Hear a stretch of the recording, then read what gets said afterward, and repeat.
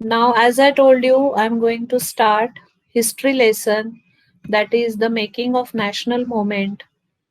So, if I want to give the brief the small introduction of this lesson, it is all about our freedom struggle. Okay. So, what were the reasons for all those struggles? Who started all those movements?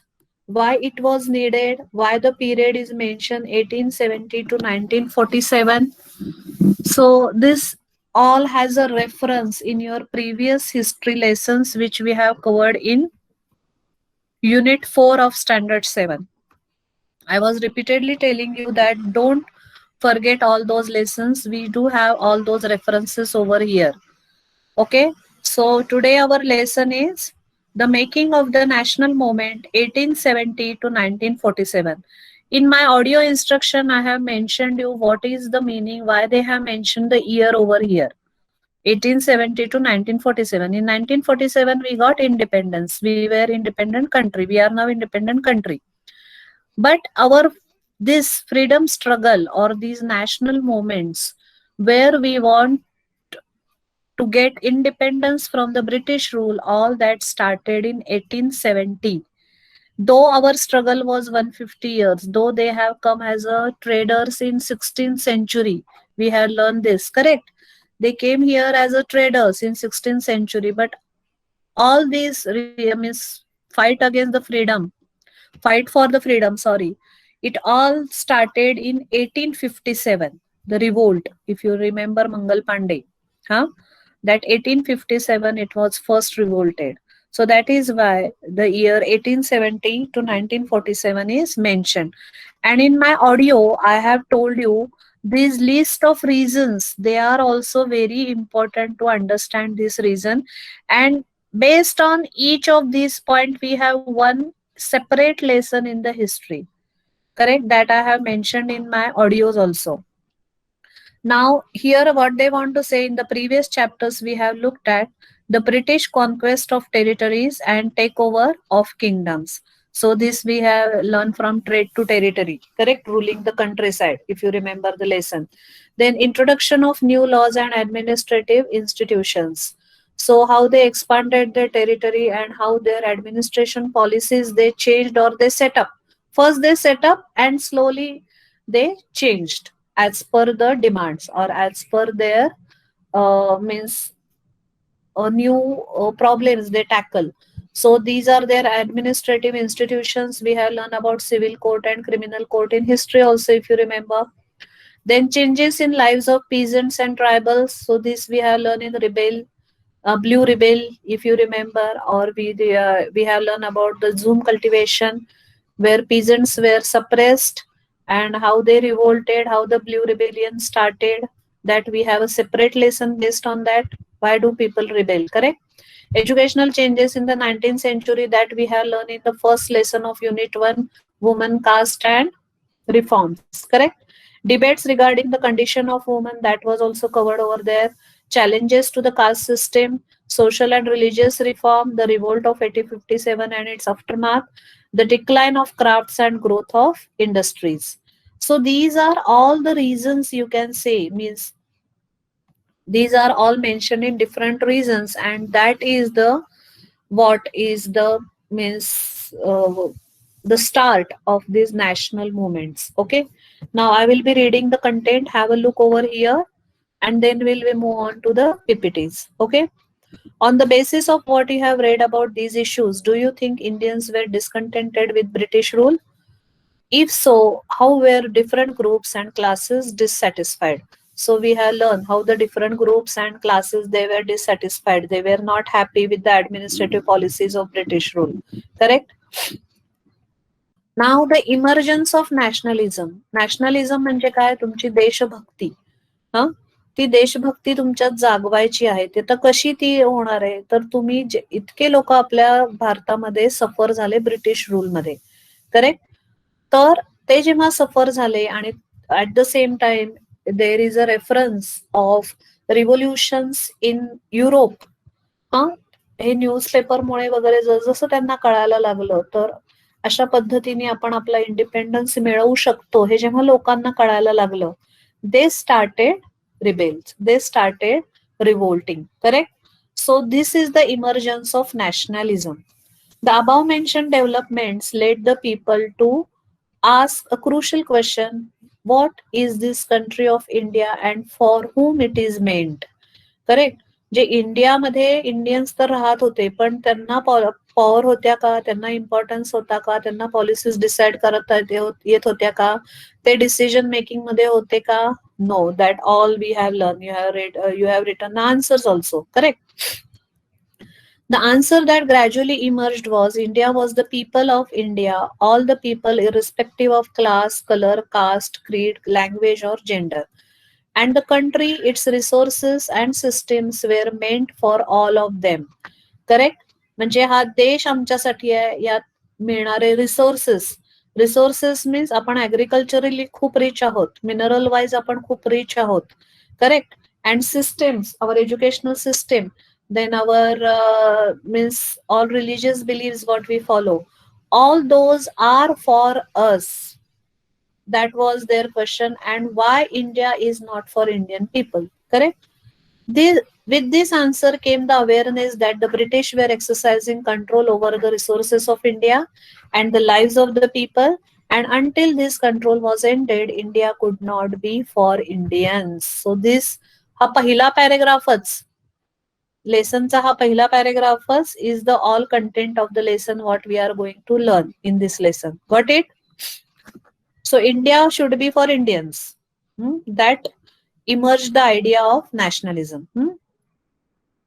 This consciousness began to be clearly stated by the political associations formed after 1850, especially those came into being in the 1870s and 1880s. You have read, you will learn about universal adult franchise, and you have written the answer also. Correct? Most of these were led by English educated professionals such as lawyers. The more important ones were the Pune Sarvajanik Sabha, the Indian Association, the Madras Mahajan Sabha, the Bombay Presidency Association, and of course Indian National Congress. आता Indian national काँग्रेसची जी establishment आहे ती फार important event आहे आपल्या हिस्ट्रीत. Okay. सो हे different associations होते, they were all the means driving force behind the nationalism to means to encourage people to look as a country for ourselves. Note the name Pune Sarvajanik Sabha. The literal meaning of Sarvajanik is for all the people. Sarva, all means Janik, for of the people. Though many of these associations functioned in specific parts of the country, their goals were stated as goals of all the people of India, not those of any one region, community, or class. They work with the idea that the people should be sovereign, a modern consciousness and a key feature of nationalism. So sovereignचा मतलब त्यांनी इथे दिलेला आहे अर्थ, the capacity to act independently without outside interference. So this you have to remember for the MCQ purpose. All these words, keywords. In other words, they believe that Indian people should be empowered to take decision regarding their affairs. Means we don't want interference of British. The dissatisfaction with British rule intensified in 1870 and 1880s. The Arm Act was passed in 1878, disallowing Indians from possessing arms. In the same year, a Vernacular Press Act was also enacted in an effort to silence those who were critical of the government. Vernacular means जे भाषिक paper होते आपले, जे regional papers होते, म्हणजे Marathi, Bengali, ह्या प्रत्येक प्रांताचे जे paper होते त्यांच्यावर पण ह्यांनी बॅन आणला. The act allowed the government to confiscate the assets of newspapers, including their printing presses, if the newspapers published anything that was found objectionable. सो म्हणजे त्या पेपरमध्ये ब्रिटिश रूलच्या अगेन्स्ट काही आलं तर ब्रिटिश गव्हर्नमेंटला हा त्यांनी अधिकार दिला की they can confiscate the assets of newspapers. म्हणजे ते जप्त केलं जाईल सगळे न्यूजपेपरचे जे ऍसेट्स होते, म्हणजे machineries, building, furniture, everything. So this was given to them by the act of vernacular press act. आणि त्याच्या आधी आर्म ऍक्ट त्यांनी पास केला, म्हणजे Indians cannot possess their own arms. In 1883, there was a fervor over the attempt by the government to introduce the Ilbert Law Bill. The bill provided for the trial of British or European persons by Indians and the sought equality between the British and Indian judges in the country. But when white opposition forced the government to withdraw the bill, Indians were enraged. The event highlighted the racial attitudes of the British in India. So, Ilbert बिलने काय केलं की along provided for the trial of British or European persons by Indians and sought equality between British and Indian judges in the country. But when white opposition forced the government to withdraw the bill, Indians were enraged.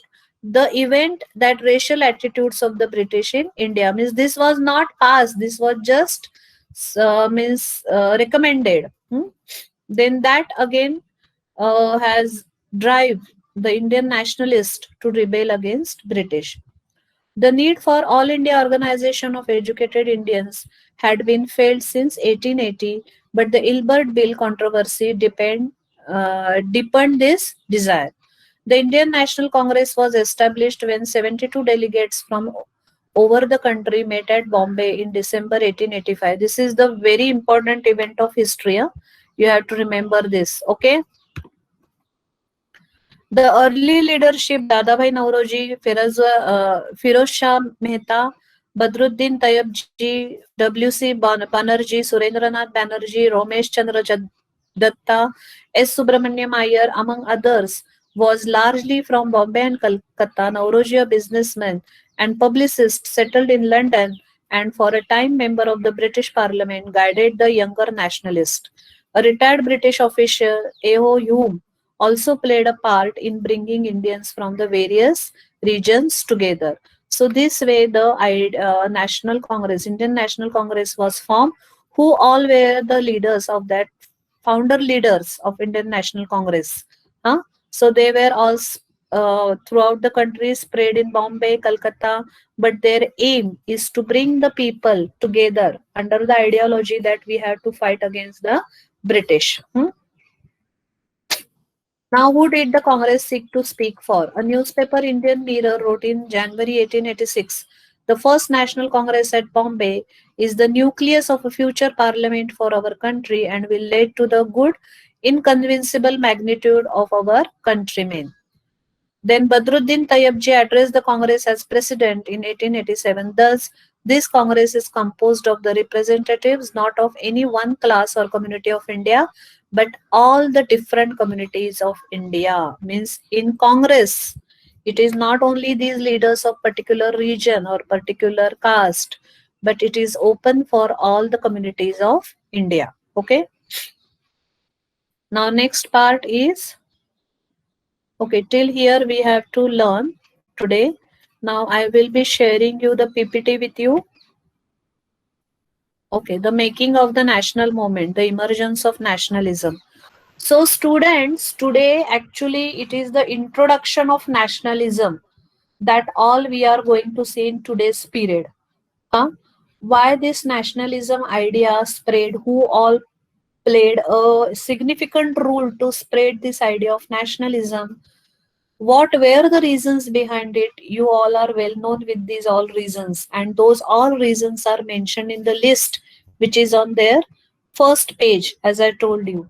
And all these reasons have a separate topic which we learned till now. Correct? So all those oppressive, suppressive rules, then uh, British administrative policies which were not in favor of Indians, then the resources of India which were not for Indians, all these, they have the driving force to start the idea of nationalism. Okay, so we have read this content. Now introduction. There are two interesting thoughts that we should consider about Indian freedom movement. Actually हा lesson खूप interesting आहे बरं का. तुम्हाला जर past बद्दल आपल्या माहिती हवी असेल आणि how we were tortured, how we were suppressed, तर ही history actually Indian history it is of you can say only British history, if you talk, it is more than 150 to 200 years. But in short, it is all covered in this chapter. Okay. So if you read this, because these all these moments, they have references in standard 10 book also. So do not ignore all this. For higher standard also, it is very much beneficial for you. So do remember all this and look this as a story of our past. So what are the two interesting thoughts that we should consider about the Indian freedom movement? England had been a parliamentary democracy since early 13th century. Huh? The government had people who were elected by the citizens, and the king or queen had very little power. They were symbols of power rather than power itself. So power was given to the elected leaders. Therefore, when we say that the British ruled over India, it meant regions in the Indian subcontinent were ruled by democracy rather than a monarch. म्हणजे आपण जसं म्हटलं होतं की इन 1600 chartered was passed by Victoria, Queen Victoria, and that allowed to trade only to British, with India. But slowly they established their kingdom and they got a control over here. But that was all under the British East India Company. But that British East India Company has given power to the British government. So there is a difference. Do understand this difference. And in British government, they are saying it is a democratic government where leaders are elected and it is not in the hands of monarch now. म्हणजे king आणि क्वीनच्या हातात आता काही powers नाहीयेत. तर या कुणाच्या हातात पॉवर्स आहेत तर इलेक्टेड लिडर्सच्या आणि ब्रिटिश गव्हर्नमेंटच्या. Okay.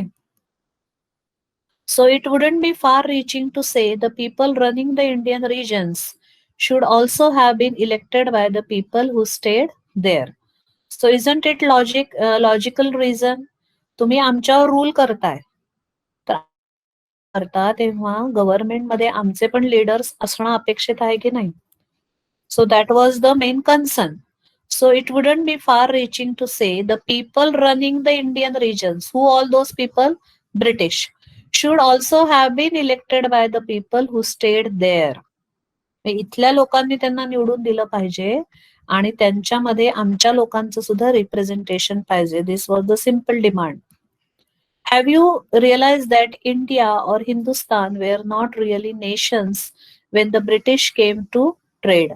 So when the leaders of the time came together to fight against the British, who exactly were they fighting for? हा क्वेश्चन जर तुम्हाला आतापर्यंतचं जे इंट्रोडक्शन मी दिले ते जर कळलं असेल, so you could answer this. Have you realized India or Hindustan were not really nations when British came to trade? So that is why till now we are calling it as India subcontinent. Do you remember the word subcontinent? So when the leaders of the time came together to fight against British, who exactly were they fighting for? You can think of it as a many small regions suffered under British East India Company. They slowly began coming together to become a bigger force to fight against the company's tyrannical ways. Tyrannical means very torturous. As you learn earlier, the company handed over administration to the British government somewhere along the way. A number of unrest and protest erupted in different regions against the British rule. Some of them spread wide while some stayed local. म्हणजे काही ज्या movements किंवा काही चळवळी किंवा काही protest त्या rest of इंडियामध्ये पण स्प्रेड झाल्या. त्या फक्त तिथल्या लोकल लोकांसाठीच नाही राहिल्या, पण काही अशा पण झाल्या की ज्या फक्त लोकल रिजन मध्येच त्याचा प्रोटेस्टचा एरिया राहिला. that couldn't spread throughout the India.